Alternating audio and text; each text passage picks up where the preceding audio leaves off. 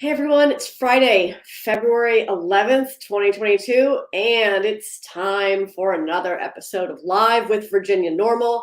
I'm J.M. Padini, the Development Director for the National Organization for the Reform of Marijuana Laws and the Executive Director of the State Chapter, Virginia NORML. As always, we're going to talk all things cannabis in the Commonwealth, and we're going to answer your burning questions live today, wherever you are. Hey friends, it's great to be with you as always. Hello, Doc, Peppa, and Ryan. Hey, Stacy. Hey, Jennifer. Thank you for your membership. Let me know what size shirt you want. Friends, I hope you've been keeping up with everything that's happening in the Virginia General Assembly. It's been a very busy week as we slide right over into crossover. Crossover is the deadline next week when all of the Senate bills that are going to succeed have to succeed in order to be crossed over to the House, and vice versa. We have one House bill related to cannabis that looks like it might make it to crossover. Hey, Sue and Vanessa. Hey, Brian. Hello, Nini.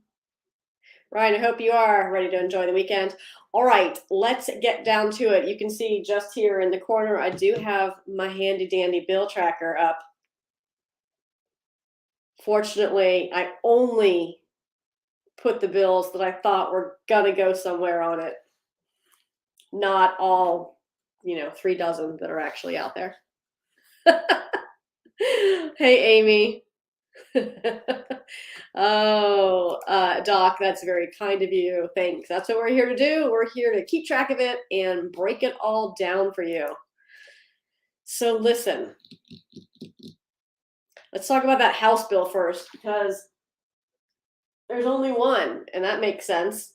House Bill 933 was introduced by Delegate Roxanne Robinson, and every year, for some number of years now, we have one big sort of operational cleanup bill for the medical cannabis program. And this is that version in the House. And this does a lot of operational and technical improvements, and it usually does something that makes the program better for patients. This bill does a lot of that. And like some other bills moving through the Senate, this bill will eliminate the required patient registration. That's big news for the 40,000 Virginians who've already registered for the medical cannabis program and the 8,000 outstanding applications the Board of Pharmacy is trying to process. So what would happen if this bill were to succeed is that a patient would no longer be required to do the application process with Board of Pharmacy. They would simply get the written certification from their registered practitioner, and that would essentially be the end of it for the patient. Other than going to the dispensary and going through their little registration there, you wouldn't have to go through all of that other process that apparently takes many, many weeks now in Virginia. Board of Pharmacy wants this. We want this, and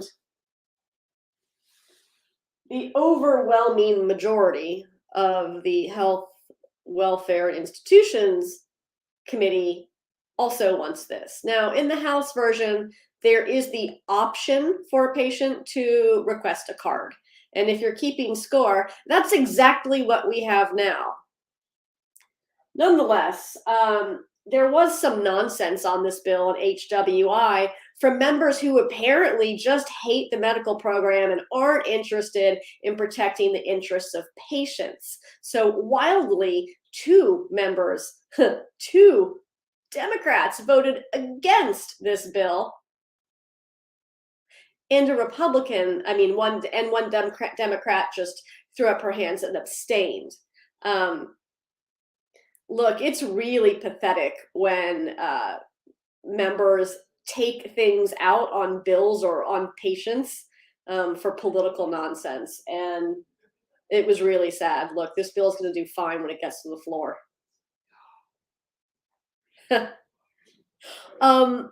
William, I don't think there are any crack pipes in this bill. Is that really what you wanted to ask? Hey, Robert, you have a great question.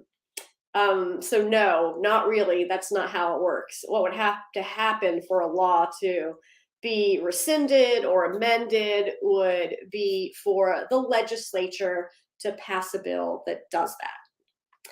Now, there were some bills introduced that attempted to roll back progress we just made.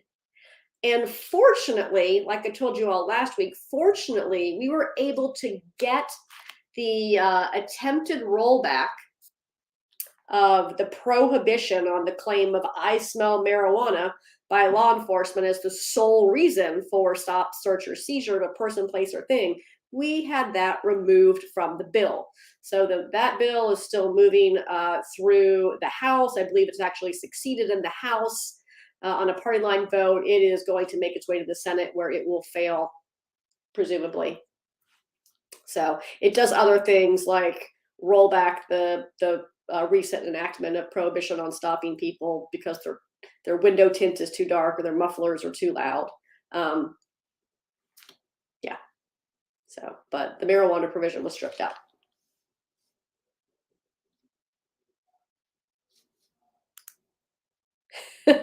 Yeah, what's not to like, Jennifer? Nope, the only thing you're missing is political nonsense. That's what's happening. So remember that, friends.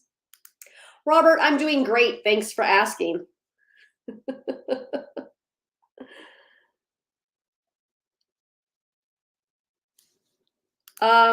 Hey, William, I think we talked about this maybe last week. So we can't mandate at the state level that insurance cover medical cannabis as far as we're aware. And this is really something that's going to need a lot of work on at the federal level. And NORML has recently made some comments in regard to that, specifically Executive Director Eric Altieri. So do know that that's something we care deeply about, but it's going to take a little bit more action at the federal level before we can get any meaningful progress on getting medical cannabis covered by insurance. We could try something at the state level, but I'm going to tell you, given the folks that Virginians have elected to represent them, something like that doesn't stand a chance right now. Oh, wow, Sue, that's wild.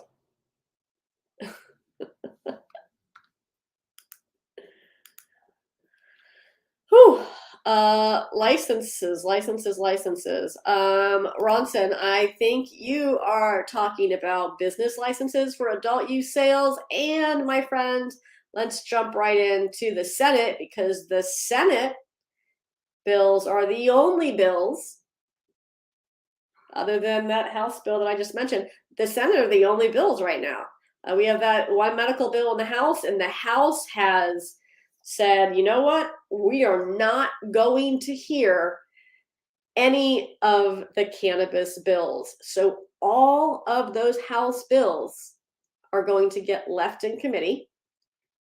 And then the Senate bills, should they succeed and cross over, then they potentially will take those up in the House and slap a big fat substitute on top of them. So that's what we're looking at. All right, let's talk about those Senate bills. Let's talk about the two big ones first. Let's talk about 313 and 391. Let's talk about 391 first. 391 is, at this point in time, the only cannabis legalization bill that includes licensing of new businesses that has any possibility of succeeding or even being docketed for a hearing. So 391 succeeded in finance last night on an 11-4-1 vote. That's 11 yes, 4 no, 1 abstention, Chat Peterson. And it has been read the first time on the Senate floor. So that bill is now The next step for that bill would be its second reading on the regular calendar. There are two types of calendars. There's the regular and the uncontested. And we like to call the uncontested calendar the rocket docket, because that generally means those bills are just voted on one big block vote and sail through. So Senator Evans 391, the big cannabis bill for this year, that is going to be read for the second time on the Senate floor, presumably on Monday, with Tuesday then being the final vote on that bill.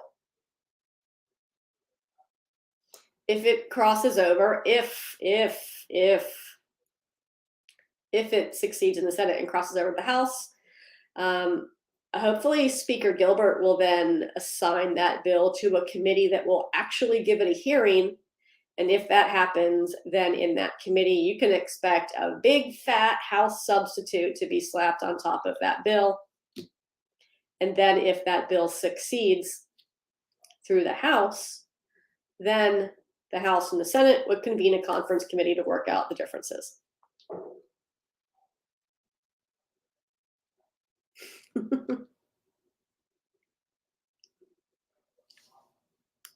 Hey, Banks, random question in here.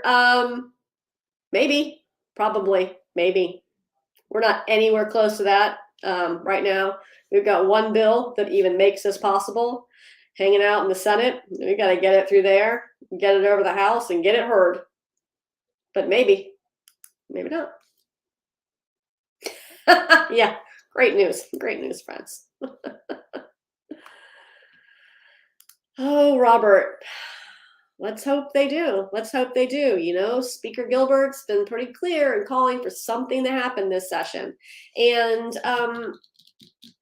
you know, if you ask me what I'm feeling right now, I'm going to tell you that let's assume this bill does succeed in the Senate and gets over the House. And let's assume a committee, it's docketed in a committee, and that committee actually hears the bill. You know, it might get down to, it's entirely plausible right now that this bill gets stripped down to just dealing with the sections of criminal code that need to be addressed, and they throw their hands up entirely on licensing this year. That's a real possibility. So keep that in the remembering part of your brains, and let's move forward to talk about SB 313.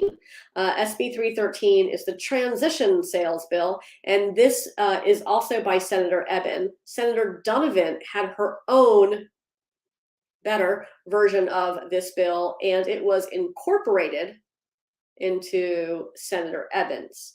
Hopefully this bill succeeds in the Senate, and then when it gets over to the House, can be reverted to Senator Donovan's version. Why is Senator Donovan's version better? I'm so glad you asked. Senator Donovan's version would allow sales to begin on July 1 at dispensaries that are already open throughout Virginia. And it would happen under the existing regulator, which is Board of Pharmacy. Everything would be essentially the same as it is today for medical patients, except adults would be able to go and shop in these dispensaries as well without having to register for the medical program. This is an entirely commonplace practice that happens throughout the United States when states expand from medical to adult use cannabis. And this is first and foremost a consumer bill. Because try as we may to center consumers, including their rights and their safety, in the legalization discussion, time and time again, what gets prioritized is who gets to make money off of consumers first or next. Look, there is no legalization without consumers. So why the conversation so quickly bubbles up to prioritize a handful of companies in the grand scheme of things? Let's say 400 in a perfect world. 400 companies that are going to make money off of millions of consumers. Seems to us that the millions of consumers that they're their interests ought to be prioritized in this conversation. That's where we are at that. Steve, this is 100% the way it happens. We go through so many committees.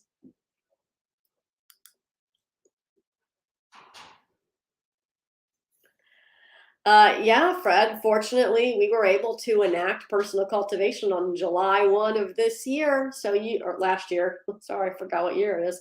So you are able to cultivate your own. But for a lot of Virginians who don't own their home, they don't have that luxury.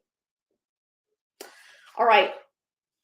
Those are the bills, the big bills. The reenactment bill, transitional sales bill. We have a number of bills that are on the rocket docket. That's the uncontested calendar. And this includes Senator Hanger's bill, SB 591, which would say, hey, you can't make hemp or cannabis products in the shapes of animals, people, or vehicles. This is entirely common in the cannabis industry for that to be prohibited, apparently not in the unregulated hemp world. So this would be a big step up there. We already don't allow that in our medical program. We certainly wouldn't have allowed it in our adult use program either. Nonetheless, this bill was expanded to be far more inclusive. It's a good bill. We're happy that it's moving through.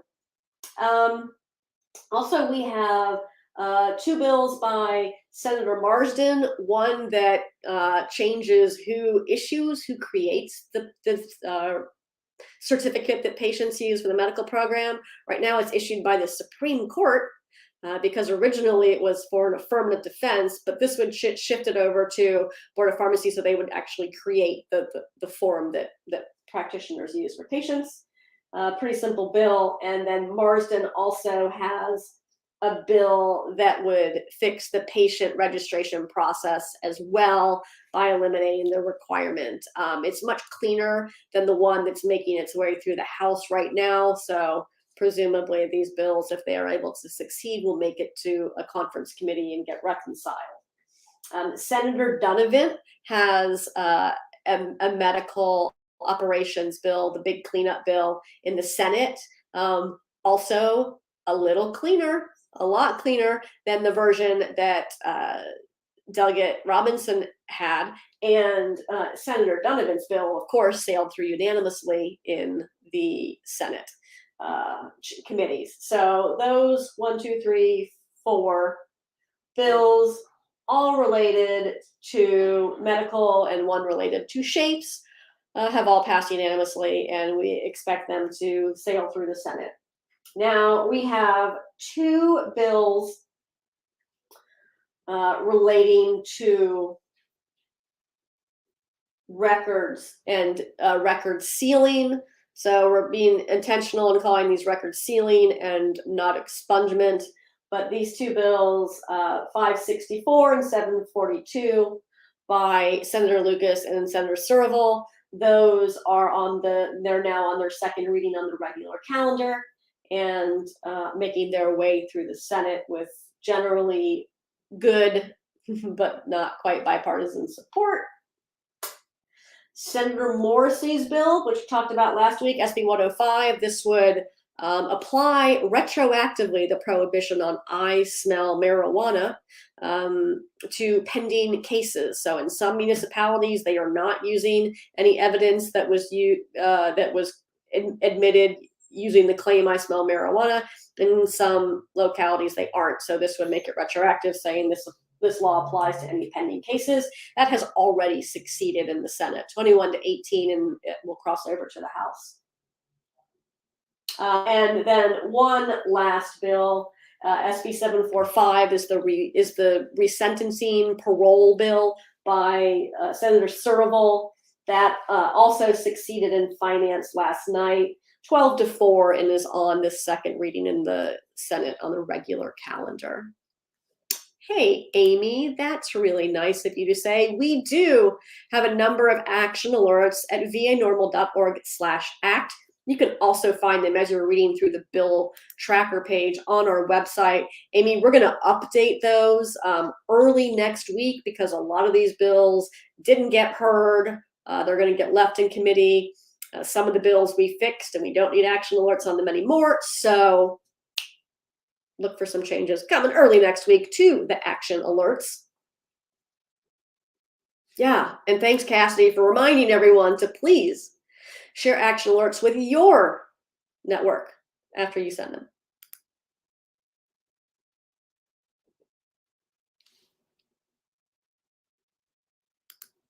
Oh, hey, Bridge, I wish I'd seen your question before I just talked about action alerts, because that would be a great thing. Use the action alerts to write to your senator and delegate and let them know where you stand on the issue. You can click on it. You can change any of the content in the action alert itself, and then you can share the link with your friends to do the same.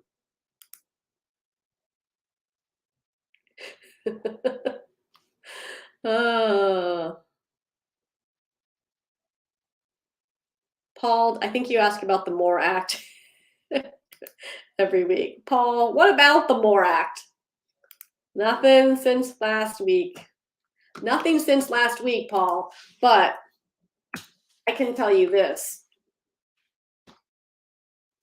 Senator Schumer, on the 7th, I think it was, did say, and it was last Friday in a press conference, that he intends to formally introduce the Cannabis Administration and Opportunity Act.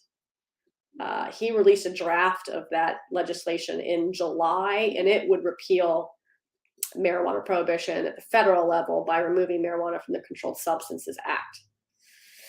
So keep your peepers on that, and check out the NORML blog. I'm waiting for it to open right now. Check out the NORML blog on this. Do it right. I hope I did it right. Senator Schumer says that his goal is to introduce that bill in the Senate in April. So I hope that that's what happens. Of course, should he introduce this bill, it would be competing against two other House bills, the MORE Act, as you like to mention, Paul, and the States Reform Act, both of which would deschedule cannabis at the federal level. So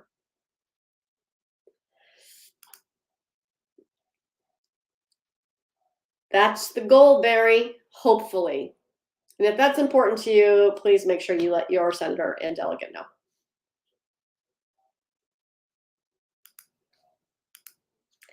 Yes, it sure does help to send action alerts more than once. You can change the copy in them. We're going to update the copy next week, and you can change the subject line. That really increases deliverability.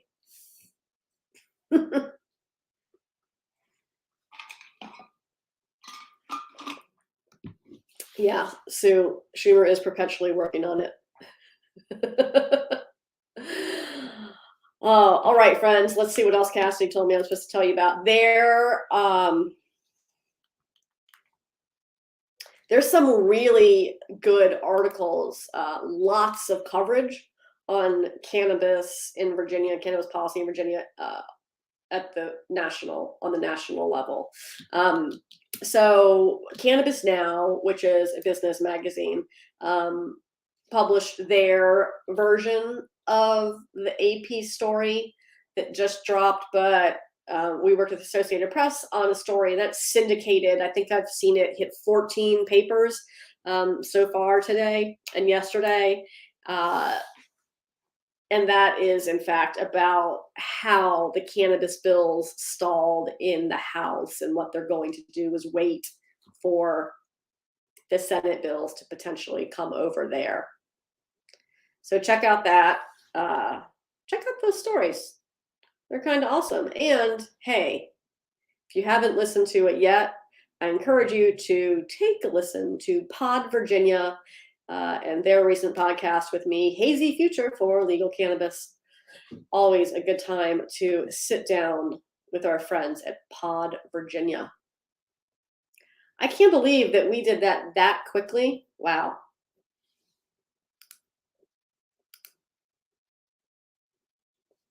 Fonz, I want to show your thing, but it won't.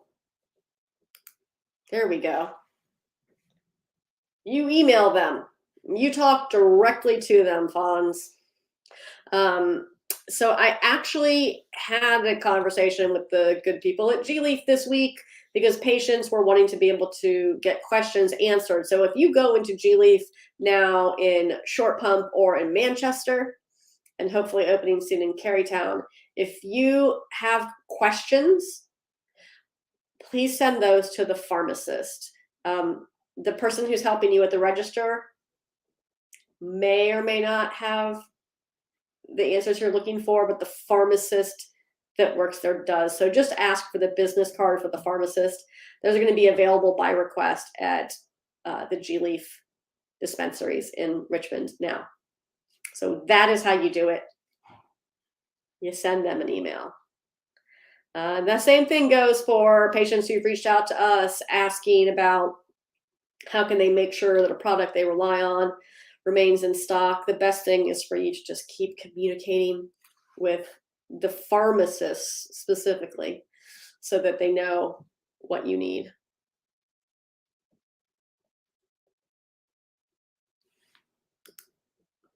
Jennifer, that's true. There have been a lot of lawsuits compelling workers' compensation for workers' comp insurance to compensate for medical cannabis in some states in specific instances. And yeah,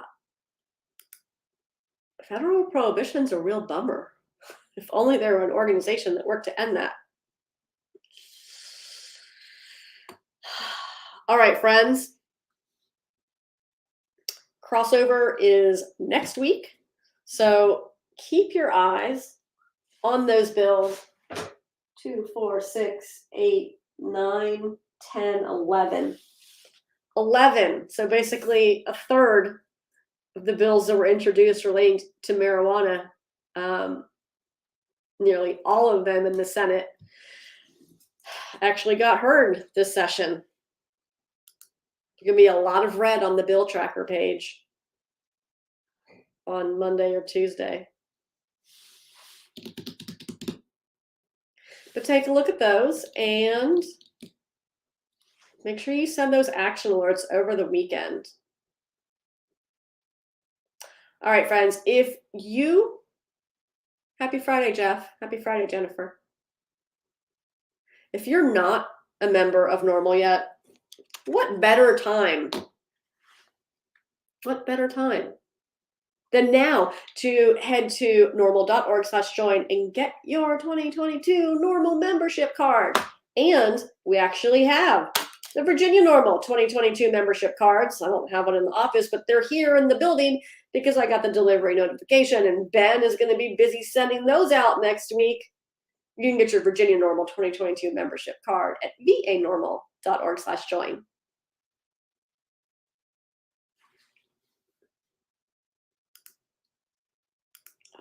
Gotta do that right there. So, Charlie, I see a blank comment from you, my friend, and I'm going to assume that means something related to stars. Unfortunately, in the new platform, it doesn't show us that. So if that's what it is, thank you, friend. And knowing what an incredible human you are, I'm betting that's what it is. All right, friends, looks like we're going to have some nice weather to get outside and enjoy, weirdly, this February weekend. I hope you all are ready for that. Michael, does it make a difference? It makes a difference in both places.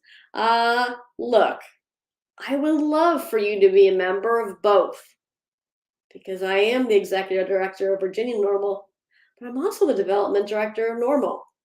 So I'm going to be happy with whichever you choose, but my friend, I'm going to encourage you to choose both. Thanks for asking. All right, friends.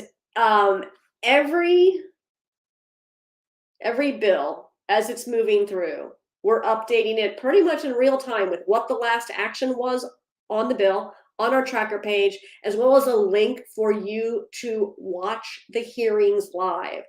And generally, when you click the watch the hearing live, link on our website, it's going to open up to the page for the House or the Senate.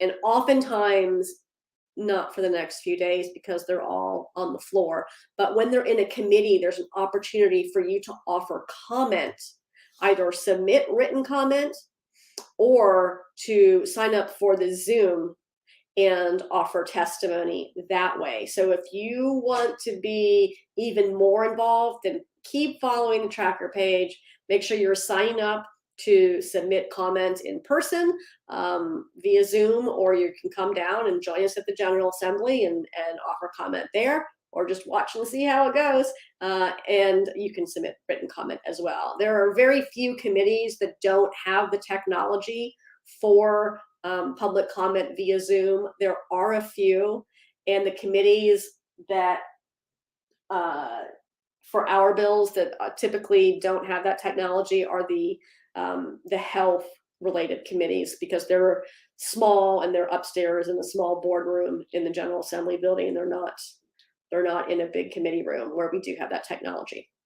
So lots of ways, much easier for you to have your voice heard directly in hearings now using Zoom. So great opportunity for you to put on professional attire from the waist up and Zoom in and be heard. You know, oftentimes they are limiting testimony, so don't get frustrated if you sign up to speak and all you're given is the opportunity to say your name and for or against. It's still really meaningful. The most important work is not done in committee when it comes to public opinion and public testimony. That's done well before the bill ever gets into that room. So make sure you are writing and calling and visiting your lawmakers to let them know what's a priority for you on cannabis policy in the 2022 session. It's going to be an incredibly, incredibly difficult task to get any big pieces of legislation passed. How do we find peace in the valley in this divided government? And I'm not sure. I'm not sure that it's possible. Okay, I mean, it's entirely possible, but I'm not sure that it's what's on the horizon.